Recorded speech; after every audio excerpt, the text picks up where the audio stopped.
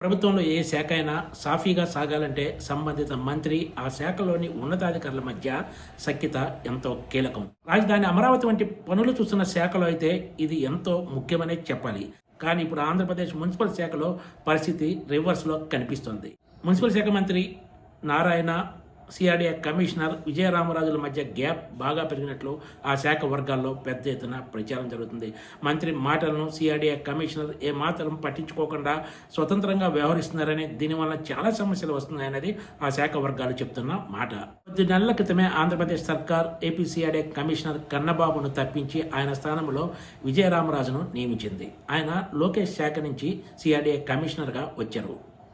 మంత్రి నారాయణకు చెక్ పెట్టేందుకే పాఠశాల విద్యాశాఖ డైరెక్టర్గా ఉన్న విజయరామరాజును సిఆర్డీఏ కమిషనర్గా తీసుకొచ్చారనే ప్రచారం టీడీపీ వర్గాల్లో పెద్ద ఎత్తున సాగింది. ఇప్పుడు మంత్రి నారాయణకు కమిషనర్కు మధ్య గ్యాప్ గణనీయంగా పెరగడంతో ఇదే నిజమనే అభిప్రాయం వ్యక్తమవుతుంది. ఇక్కడ విచిత్రం ఏమిటంటే విజయరామరాజు సిఆర్డీఏ కమిషనర్గా వచ్చి ఇంకా నిండా 3 నెలలు కూడా కాకముందే మంత్రితోటి విభేదాలు తలెత్తడం. మంత్రి నారాయణను పట్టించుకోకుండా కమిషనర్ విజయరామరాజు స్వతంత్రంగా వ్యవహరించడానికి ప్రధాన కారణం ప్రభుత్వ పెద్దల అండదండలు ఉండటమే అని చెప్తున్నారు.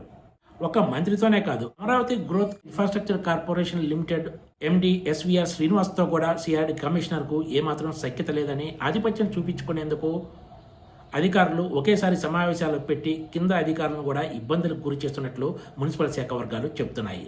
ఒకరిపై ఒకరు ఆధిపత్యం చూపించుకునేందుకు ఇలా సమావేశాలు పెట్టి మొత్తం అమరావతి పనుల్లో గందరగోళం ఏర్పడటానికి కారణమవుతున్నాయని మున్సిపల్ శాఖలో పెద్ద ఎత్తున ప్రచారం జరుగుతోంది. అయితే మంత్రి నారాయణ, ఏజీఐసీఎల్ ఎండి శ్రీనివాసులు మాత్రం ఒకంత సఖ్యతతో పనిచేస్తున్నట్లు చెప్తున్నారు. అసలు రాజధాని అమరావతి పనులు ఈ టర్ములో అన్న పూర్తి అవుతాయా లేదా అన్న అనుమానాలు వ్యక్తమవుతున్న వేళ మంత్రి, సిఆర్డీఏ అధికారుల మధ్య తలెత్తిన విభేదాలు రాజధాని పనులపై పెద్ద ఎత్తున ప్రభావం చూపిస్తున్నట్లు ఆ శాఖ వర్గాలు చెప్తున్నాయి.